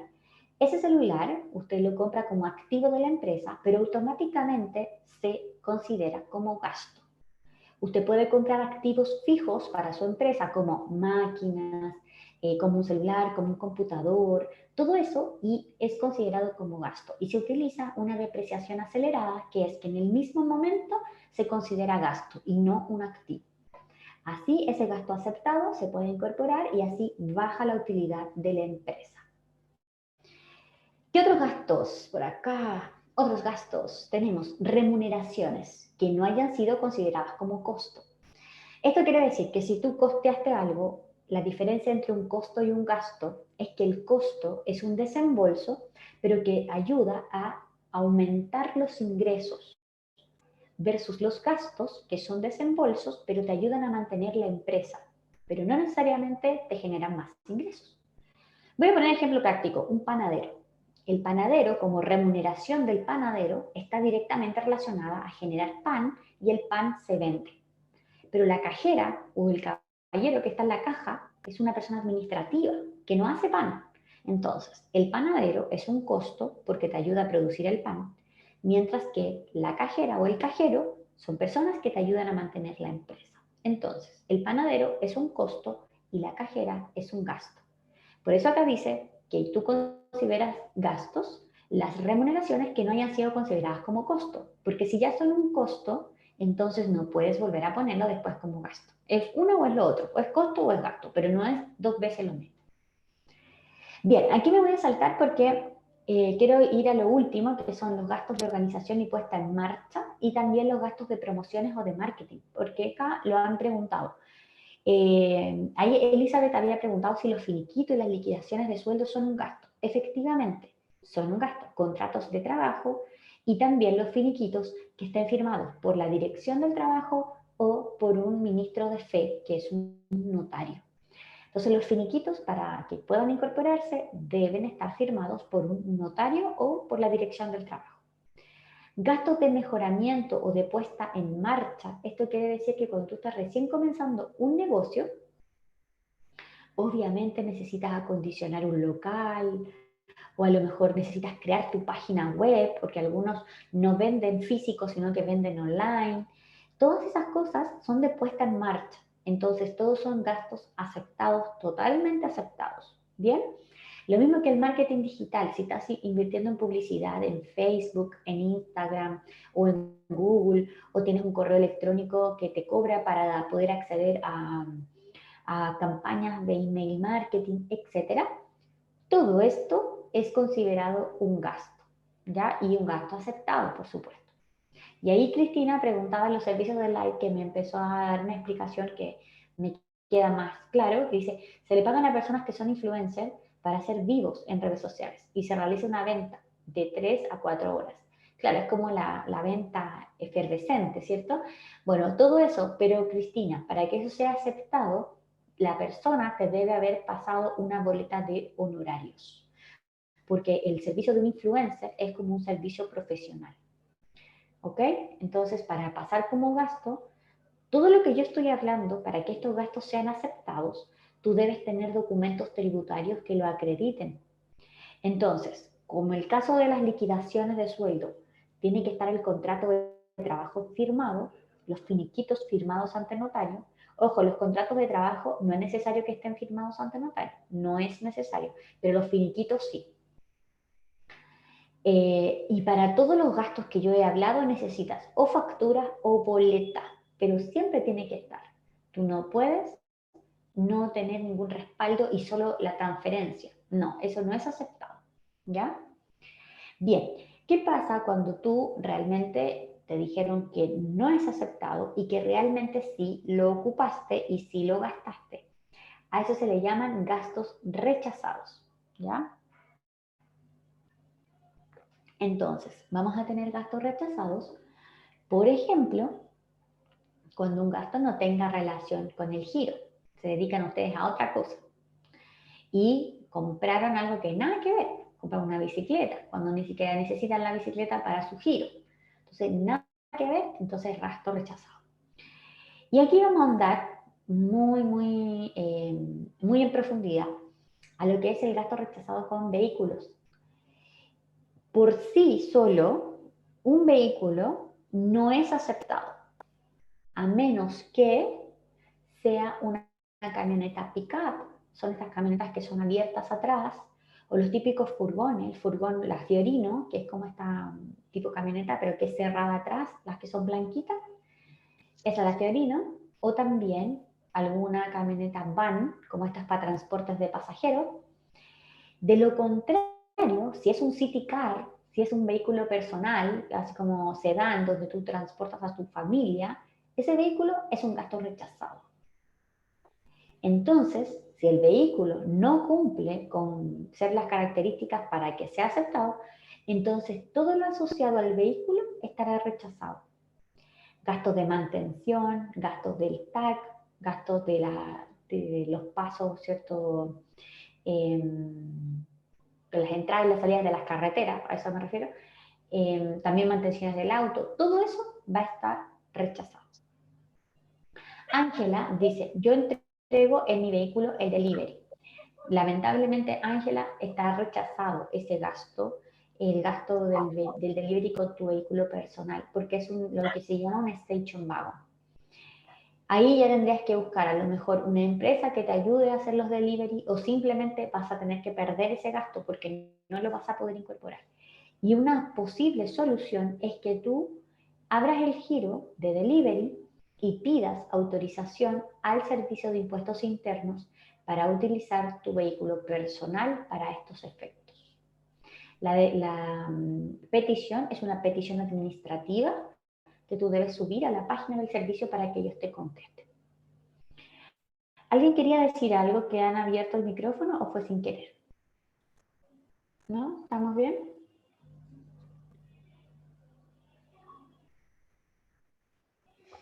Continúo. Ok, el otro gasto que es importante acá es el gasto de supermercado. Este gasto se caracteriza porque tenemos un tope de UTAs que se pueden gastar. Les cuento que las UTAs son una unidad tributaria anualizada. Esto quiere decir que yo siento una persona que se le abre el micrófono. Entonces, atención ahí. Elimar creo que tiene abierto el micrófono, Blanquita. ¿Elimar quiere decirnos algo? Ah, no, fue ¿Quiere sin hacer querer. alguna consulta o algo? Eso. Tal vez fue sin querer. Gracias. Entonces, sigo. El gasto de supermercado. Tenemos 5 UTA. Una UTA, dije, es una unidad tributaria anualizada. Por lo tanto, una UTM, una UTA es una UTM anualizada. Entonces, una UTM son aproximadamente 52.000 pesos. Pero anualizado, entonces, una UTA, más o menos van a ser 580.000 pesos por ahí. Entonces, si yo digo 5 UTA, estamos hablando aproximadamente de 3 millones de pesos en el año en que ustedes lo van a considerar para poder gastar en supermercado. La verdad es que yo creo que solo las empresas que se dediquen, por ejemplo, a la venta de alimentos, es que podrían comprar constantemente en un supermercado, porque de lo contrario, nosotros como simples emprendedores que nos dedicamos a otra cosa que no es la comida, no tenemos tan de cerca al supermercado como proveedor principal. Yo compro, por ejemplo, de vez en cuando leche, té, café, como cosas necesarias para una oficina, y las compro como con factura y las compro como cada cierto tiempo. Pónganse ustedes cada 2 meses. Pero no gasto más de 50.000 pesos en esas cosas. Entonces, nunca me voy a exceder de los 3 millones de pesos en el año. Mientras que otros que se dedican a la comida, a veces compran una buena oferta, algo necesario para su emprendimiento. Entonces, es por eso que yo lo que los incentivo es que, dependiendo de su rubro, es si es que van a gastar o no más de eso. Ahora, ustedes pueden gastar más, pero para que sea aceptado, dice acá, autorización del Servicio de Impuestos Internos. Pero la forma de solicitar esta autorización es que ustedes en el formulario 29 vayan declarando cuáles son las facturas de supermercado. Y ahí el Servicio de Impuestos Internos se da por enterado de que ustedes están excediendo en estas 5 UTA. ¿Ok? Pero lo pueden hacer, eso es lo que hay que informarlo a través del formulario 29 y así en la operación renta no va a tener que hacer. ¿Puede ser con boleta? Sí, puede ser con boleta, ¿ok? Pero ahí solo sería un gasto general, ahí ya no tendría que clasificar la boleta. Bien, estos han sido los gastos. ¿Por qué nadie quiere tener gastos rechazados, chiquillos? Es porque existen, bueno, acá tenía otros gastos que no son tan importantes, pero que, por ejemplo, tú no puedes tener hijos contratados o un cónyuge contratado perdón, la del cónyuge lo voy a eliminar al tiro. Esto se eliminó este año recién, se me olvidó sacarlo de acá. Esto, el cónyuge. Tú sí puedes ahora trabajar con tu cónyuge. Repito, tú puedes trabajar hoy día con tu marido o con tu esposa, pero no tu hijo menor de 18 años. Puede ser tu hijo mayor de 18 años, pero no tu hijo menor de 18 años. Y digo remuneraciones. Eso quiere decir que tenga contrato de trabajo menor tu hijo de 18 años. Si es mayor, no hay ningún problema. ¿Qué más? Tú no puedes retirar cosas. Por ejemplo, muchas veces, bueno, el IMAR dice que trabaja con su esposo, pero no lo ha contratado. Bueno, no puedes poner ese gasto, el IMAR. ¿Por qué? Porque no está contratado. Hay que contratarlo para que pueda valer. A menos que te dé también boletas de honorarios. Ahí sí podría ser una boleta de honorarios. Elizabeth, abre su micrófono si es que quiere hacer alguna pregunta. Sí, en relación con el primer punto, remuneraciones pagadas al cónyuge, bueno, antiguamente estaba prohibido, ¿no es cierto? No se Sí, permitía, no se consideraba como sí, gasto más bien. exacto. Esto independientemente del régimen matrimonial. Sí, independientemente. Sobre Ok. todo, bueno, es terrible si es que tienen bienes comunes, porque ahí ya están mezcladas todas las cosas. Pero ahora sí se puede, ahora sí independientemente del régimen matrimonial que tenga, si es como bienes comunes o bienes separados, ahora sí se puede. Y eso fue un cambio de una última circular del año pasado, donde habla de que ahora obviamente parejas trabajan juntas. Es mucho más común que antes.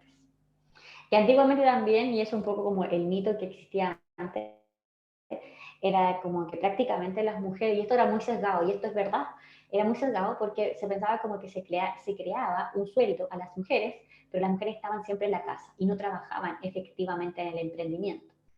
Ahora puede llegar hasta ser diferente, al revés, de hecho, que la mujer sea la dueña de la empresa y que el hombre, su marido, la ayude en su emprendimiento. Entonces se da ahora como la relación inversa. Entonces, para evitar todo eso, ahora se habla de cónyuge, independientemente que sea hombre o mujer, y sí se acepta de que trabajen juntos, ¿ya? Bien, ¿a qué se refiere con esto de no retirar dinero o especie? Es que tú no puedes agregar como gasto los retiros que tú haces cuando, por ejemplo, quieres pagar algo personal. Me explico. No es un gasto el hecho de, por ejemplo, tú haberte hecho una transferencia y tú haber dicho, no sé, voy a poner el caso, voy a ir a poner a a Elimar o a Elizabeth, Elimar que decía que trabajaba con su marido también. Entonces Elimar dice, bueno, necesito comprar el supermercado de la casa. Y él lo que hace, toma la cuenta corriente de la empresa, le saca 100.000 pesos y se los pasa a su cuenta personal. Eso no es un gasto, eso es un retiro. Y el retiro se declara de otra manera, no se declara como gasto. Eso es, no está mal, no es ilegal, no estoy diciendo eso.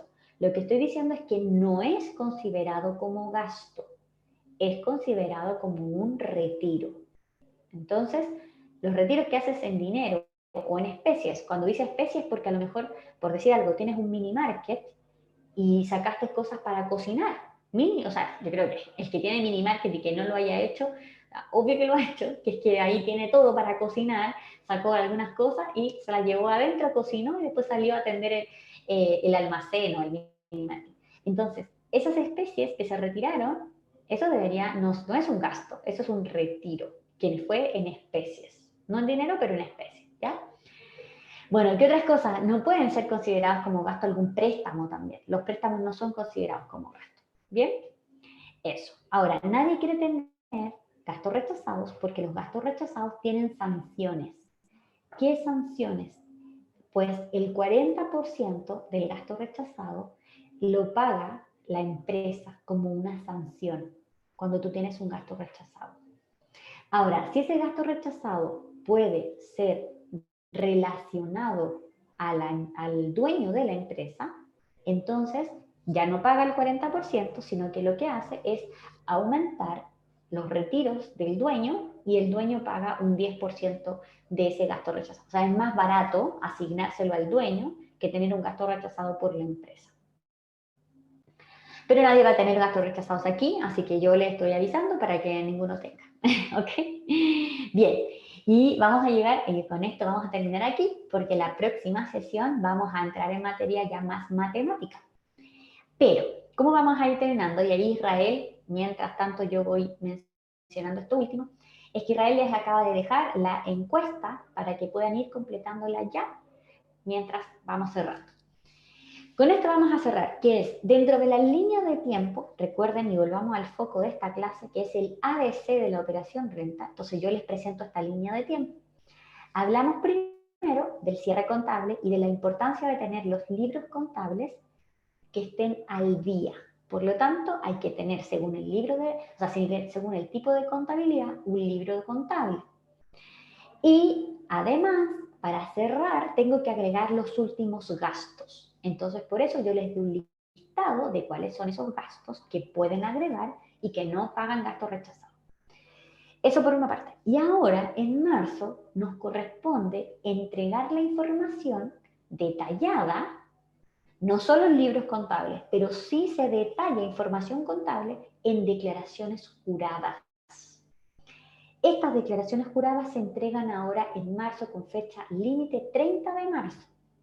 Entonces tenemos todo el mes de marzo, pero hay algunas que vencen antes, torno al 25 de marzo, 22 de marzo. Y entonces, por eso es tan importante ahora, ¿cierto?, poder cumplir con la información para tenerlo listo para la declaración jurada. Finalmente, en abril vamos a tener que entregar el formulario 22 de la empresa y de sus socios, ¿ya? ¿Cuáles son las declaraciones juradas? Bueno, son manifestaciones que tengo que entregar a través de la página.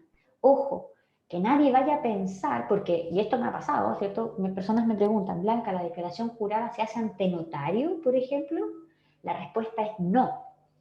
Una declaración jurada del Servicio de Impuestos Internos se hace en la plataforma del servicio y se firma con el RUT del representante legal. Así de fácil, pero se envía a través de la plataforma. ¿Cuáles son las declaraciones juradas más importantes? Aquí está la ruta para poder ingresar declaraciones juradas en servicios online y luego se van a las declaraciones juradas de renta. Ahí van a encontrar mis declaraciones y cada uno de ustedes va a tener sus declaraciones. ¿De qué dependen sus declaraciones juradas? De su régimen tributario. Y van a existir algunas declaraciones juradas obligatorias y otras que son las más comunes. las obligatorias, cada régimen tiene una declaración obligatoria. Para el que tenga contabilidad simplificada y esté en el régimen ProPyme transparente, va a tener que entregar la DJ 1947 y su fecha máxima de presentación es el 30 de marzo. Esa es la DJ de los 14B número 8. Es la única DJ obligatoria. Después vamos a ver las más comunes, pero esta es la única obligatoria para el 14B número 8.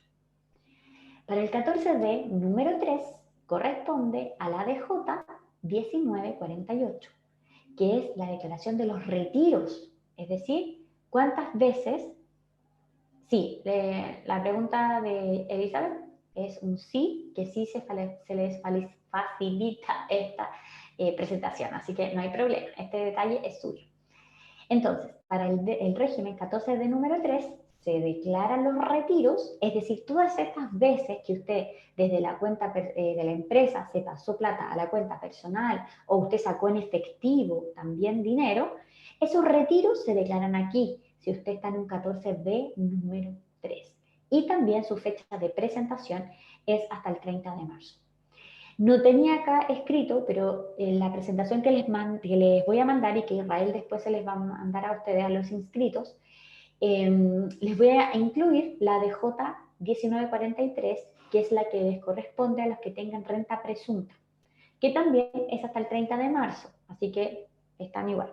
Pero los de renta presunta se las voy a incluir. No está ahora en la presentación, pero se las voy a mandar, ¿ya? Y también para los que están en renta presunta, su DJ es hasta el 30 de marzo, ¿ya?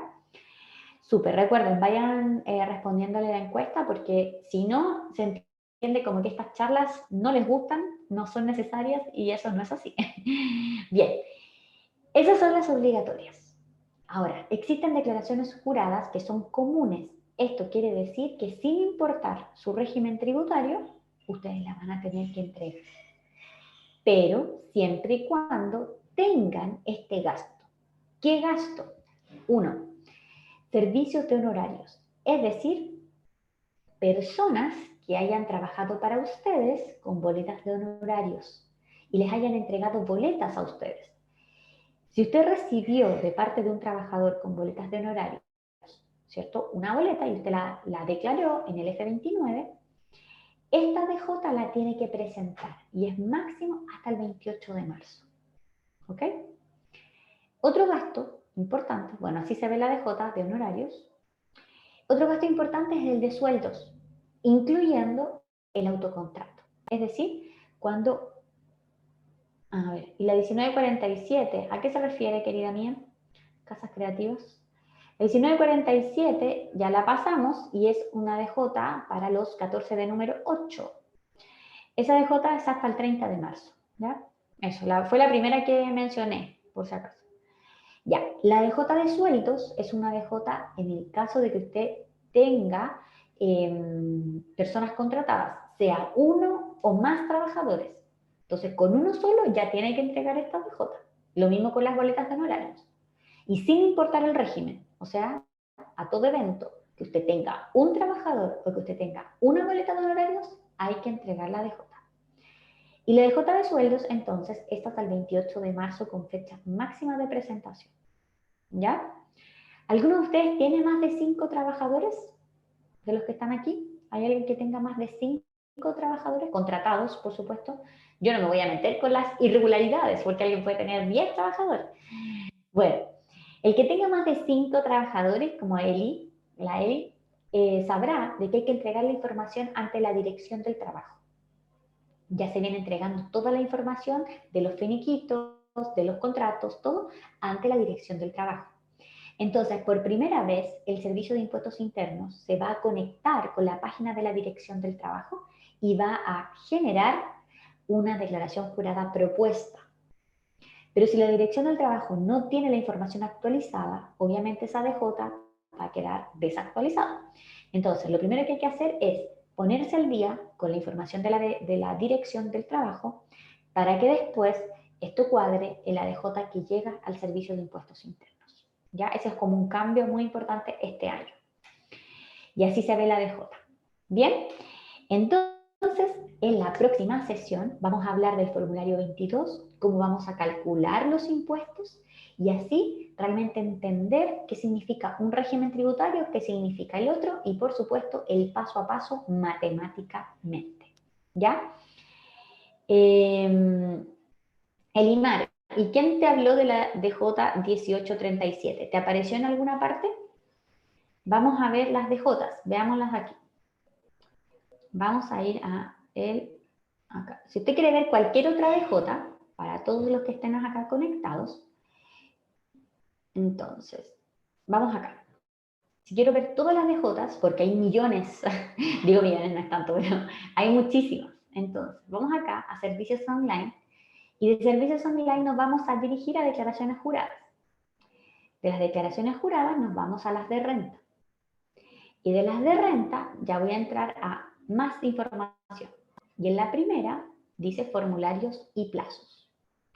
Y aquí hay muchísimas declaraciones juradas que ustedes como emprendedores no tienen que entregarlas todas, solo tienen que entregar las que yo les mencioné. Por eso yo las acoto a lo que ustedes necesitan. Entonces, pero analizando no me corresponde. Muy bien, pero veámosla entonces, porque ya la que lo planteó, vamos a poner acá, la 1837. Y es la declaración jurada anual sobre créditos y los PPM. Esto quiere decir que usted pone a disposición de los socios el PPM, pero no lo tiene que hacer. No lo hace ni el 14 de número 3 y no lo hace el 14 de número 8. Vamos a ver esto in situ. Vamos a ver acá declaraciones juradas. Algo que va a pasar. Esto yo lo pensaba mostrar en la próxima sesión, pero dada la pregunta y no quiero dejarlo en el aire, lo voy a ver a la rápida ahora, pero esto lo vamos a retomar la próxima sesión. Declaraciones juradas. Mis declaraciones. Acá aparece su régimen tributario y de acuerdo al régimen tributario es la DJ que usted tiene que entregar. Yo le dije que el régimen 14 de número 8 entrega la DJ 1947. Aquí aparece entonces lo común.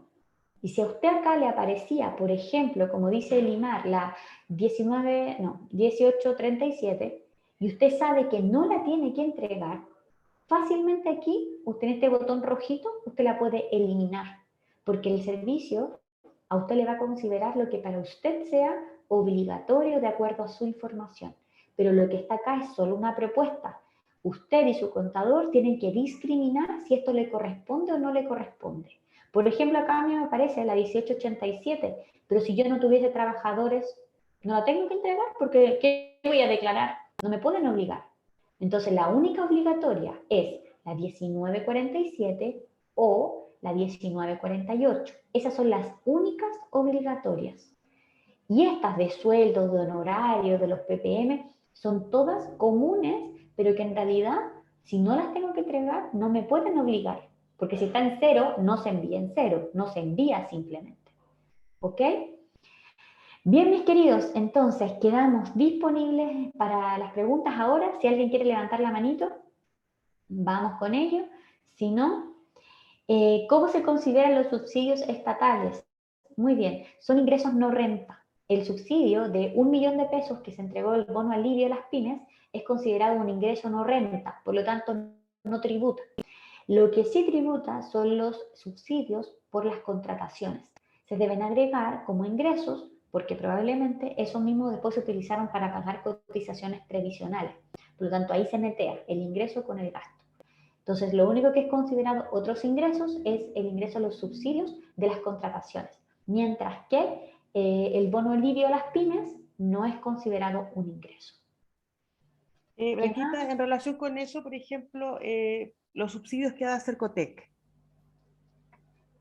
¿se consideran para el cálculo de la renta? Por supuesto, porque a usted le hacen comprar todo con factura para rendirlo.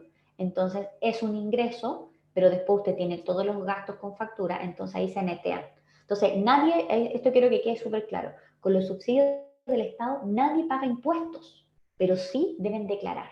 ¿Por qué? Porque tú declaras los ingresos, que son los recibidos, pero también declaras todos los gastos con factura. Si tú no declarases ese ingreso, declararías todas las facturas, porque eso ya lo compraste con factura. Y al comprar todas las facturas generarías una pérdida que no es real, porque tú sí tuviste ese ingreso. Por eso se declara el ingreso más todas las facturas y ahí se netea. Entonces, nadie paga impuestos, pero sí es necesario declararlo. Ah, ok, gracias. Súper.